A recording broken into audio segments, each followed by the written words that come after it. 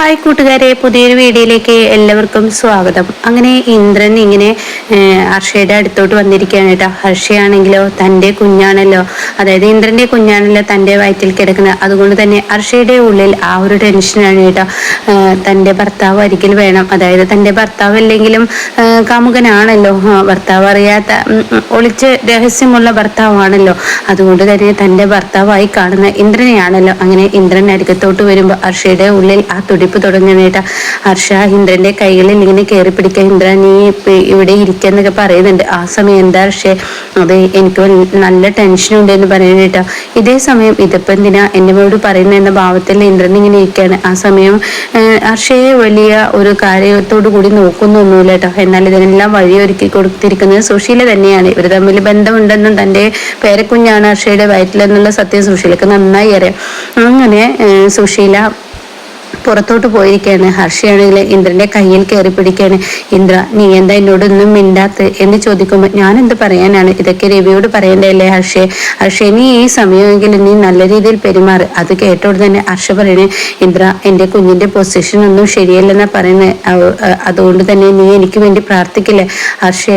ഒരു കുഴപ്പമില്ലാതെ നിന്റെ പ്രസവമൊക്കെ നടക്കും, പക്ഷെ നീ എന്തിനാ ഇതൊക്കെ എന്നോട് പറയുന്നത് എന്ന് പറഞ്ഞു വിടുന്നതിന് ഇന്ദ്ര, നീ എന്താ ഒന്നും അറിയാത്തതുപോലെ സംസാരിക്കുന്നത്. നിന്റെ കുഞ്ഞല്ലേ എൻ്റെ വയറ്റിൽ കിടക്കുന്നതെന്ന് പറയുമ്പോൾ ഇന്ദ്രന്റെ ഉള്ളിൽ ആ ഒരു സ്പാർക്കിംഗ് വരികയാണ് കേട്ടോ. പെട്ടെന്ന് തൻ്റെ ചോര എന്നുള്ള ആ ഒരു ലെവലിൽ ഇന്ദ്രനെ തുറച്ചു നോക്കുക. എന്നാൽ തൻ്റെ ഉള്ളിൽ ഭയപ്പാടും വരുന്നുണ്ട് കേട്ടോ. ഈശ്വര, താൻ പെട്ടല്ലോ, ഈ ഒരു കുഞ്ഞ് ഭൂമിയിലോട്ട് വന്നു കഴിഞ്ഞാൽ തീർച്ചയായും ഹർഷയായി മാറും എന്ന് ഇന്ദ്രനെ അറിയാം കേട്ടോ. ആ സമയം ഇന്ദ്രൻ, എന്താ ഹർഷേ നീ ഈ സമയം എങ്ങനെയൊക്കെ പറയുന്നത്, ഇതെന്റെ കുഞ്ഞൊന്നല്ല. അല്ല ഇന്ദ്ര, നിന്റെ കുഞ്ഞ് തന്നെയാണ് എൻ്റെ വയറ്റിൽ കിടക്കുന്നത്, നീയാണ് ഈ കുഞ്ഞിന്റെ അച്ഛൻ എന്ന് പറഞ്ഞിട്ട് ഹർഷ ഇന്ദ്രന്റെ കൈകളിൽ അങ്ങ് കയറി പിടിക്കുമ്പോൾ രവി ആ വഴി വരുന്നു കേട്ടോ.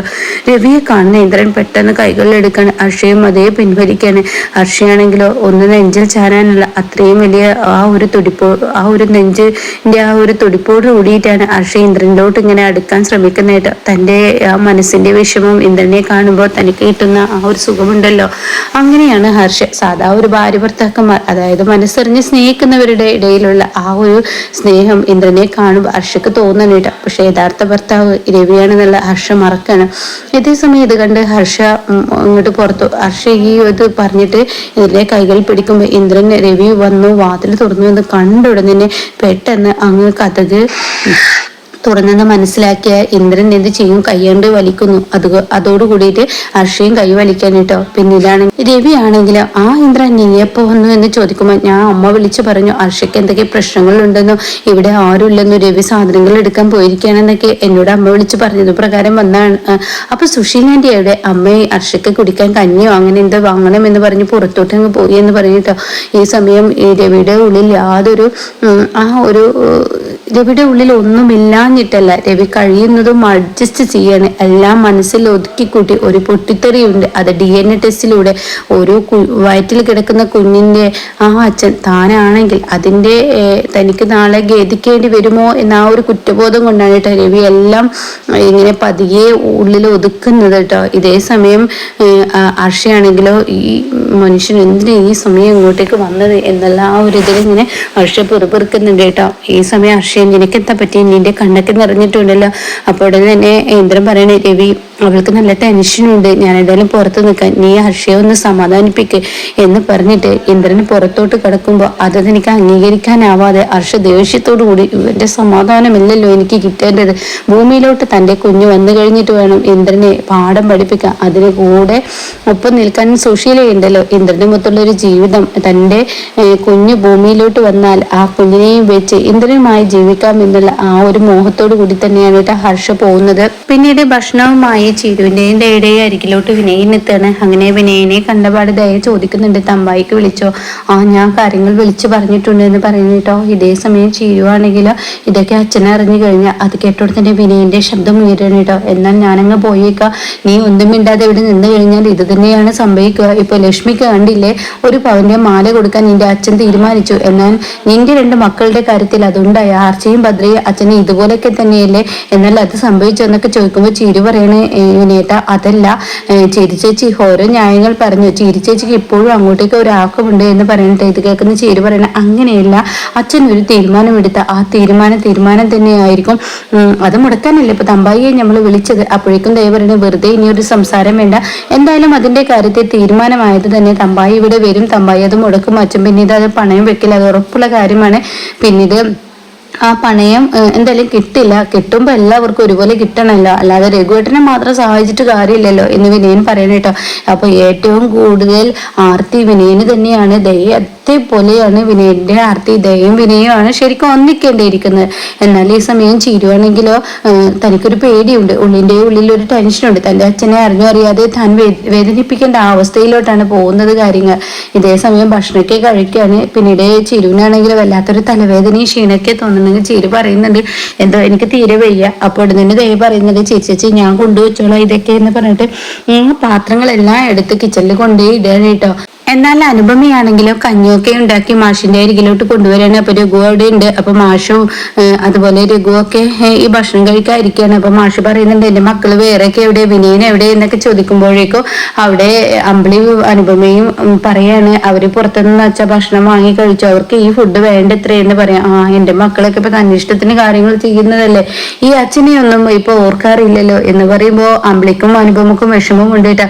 അങ്ങനെ അച്ഛൻ കഴിക്കുന്ന പറയണേ. പിന്നീടാണെങ്കിൽ അമ്പിളി പറയുന്നുണ്ട് അച്ഛാ ഇനിയിപ്പോ എല്ലാവർക്കും എതിർപ്പുണ്ടെങ്കിൽ ഈ സ്വർണം പണയം വെക്കാനും ഒന്നും ചെയ്യേണ്ട, രഘുവേട്ടൻ എന്തായാലും ഇനി സച്ചിസാറിന്റെ കടയിലോട്ട് പോയിക്കോളും എന്നുള്ള തീരുമാനം പറഞ്ഞുടനെ അവിടെ മാഷ് പറയണേ അതല്ല, ഞാനൊരു തീരുമാനം എടുത്തിട്ടുണ്ടെങ്കിൽ അത് ഉറപ്പ് തന്നെ, ഇനി സച്ചിയുടെ കടയിലോട്ട് പോകേണ്ട, സ്വന്തമായി രഘുവിന് ഒരു ബിസിനസ് തുടങ്ങണമെന്ന് വലിയ ആഗ്രഹമല്ലേ, ആ ആഗ്രഹം തന്നെ രഘുവിനെ നടക്കട്ടെ, അത് തന്നെ മതി. അതുകൊണ്ട് ഞാനൊരു തീരുമാനം എടുത്തതാണ്, നാളെ ആളുകൾ ഇവിടെ വരും, 80 പവൻ സ്വർണം ഞാൻ പണയം വെക്കും, അതിനെന്താണ് കിട്ടുന്നത് അത് വെച്ച് രഘു നീ ഒരു ബിസിനസ് തുടങ്ങിയെന്ന തീരുമാനം തന്നെയാണ് കേട്ടോ.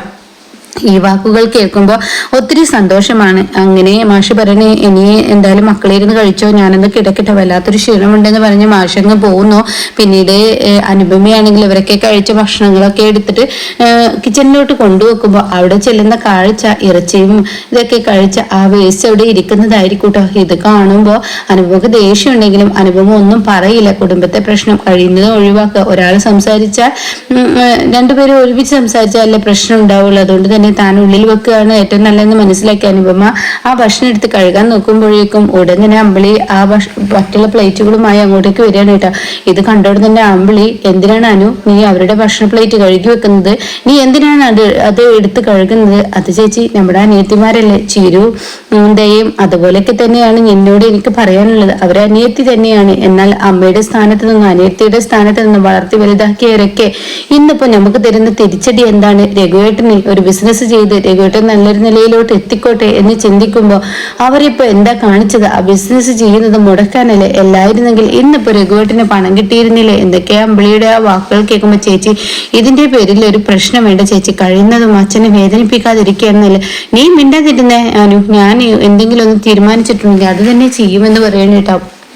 അങ്ങനെ ഇവര് നേരെ അമ്പിളി നേരെ പോകുന്നത് എടി എന്ന് പറഞ്ഞിട്ട് ദയയുടെ റൂമിലോട്ട് കയറി ചെല്ലണം. അപ്പൊ ദയ അവിടെ ഉണ്ടാവും. ചിരു നീ എന്താ ഭക്ഷണം കഴിച്ചിട്ട് ആ പ്ലേറ്റുകളൊന്നും കഴുകി വെക്കാത്ത, അത് കേട്ടോടുന്നതിന് ചിരു പറയണ ചേച്ചി എനിക്ക് തീരെ വയ്യ, ക്ഷീണം കൊണ്ടാണ് ഞാൻ കഴുകി വെക്കാതെ ഇരുന്നത്. അത് കേൾക്കുന്നതിനോട് കൂടിയിട്ട് ദയ നിനക്കത് ചെയ്യായിരുന്നല്ലോ, നീ കഴിച്ച ഭക്ഷണം ഇവിടെ മറ്റുള്ളവർക്കൊക്കെ അത് ചെയ്യാലോ, നീ കഴിച്ച ഭക്ഷണം കഴുകി വെക്കുന്നതാണ് ഞങ്ങളുടെ പണി എന്ന് പറഞ്ഞിട്ട് അവിടെ ഒരു വഴക്കുണ്ടാവുകയാണ് കേട്ടോ. അപ്പോഴേക്കും വിനയൻ ഇനി ഇതിന്റെ പേരിൽ ഒരു പ്രശ്നം വേണ്ട, ഞാൻ എടുത്ത് കഴുകിക്കോളാം എന്ന് പറഞ്ഞിട്ട് വിനയൻ കഴുകാൻ പോകുമ്പോഴേക്കും ചിരയോടെ നിന്ന് എണീക്കാണ് കേട്ടോ. പിന്നീട് പിറ്റേ ദിവസം രാവിലെയായി വീട്ടിൽ ആകെ കലഹമാണ്. എന്നാൽ മാഷ് അത് അറിയുന്നുണ്ട്. എന്ത് ചെയ്യാൻ, തന്റെ വേദന ഉള്ളിൽ ഒതുക്കാനല്ലേ തനിക്ക് പറ്റത്തുള്ളൂ, തനിക്ക് എവിടെയാണ് പിഴവ് വന്നതെന്ന് മനസ്സിലാവാതെ മാഷ് ഇങ്ങനെ നിൽക്കുന്നു. അപ്പോഴാണ് തന്റെ വീട്ടിൽ ഉമ്മറത്ത് ഇങ്ങനെ ഇരിക്കുന്ന സമയത്ത് തന്റെ വീട്ടിലോട്ട് തമ്പായി കയറി വരുന്നു കേട്ടോ. തമ്പായിയെ കാണുന്ന അനുപമയും അതുപോലെ തന്നെ അമ്പിളിയോ എല്ലാവരും ഞെട്ടിപ്പോവാണ് കേട്ടോ. ഇതേ സമയം മാഷ് എന്താ എന്താ തമ്പായി പതിവില്ലാതെ ഈ വഴിക്ക്? പതിവില്ലാത്ത കാര്യങ്ങളാണല്ലോ ഇവിടെ നടക്കുന്നത്.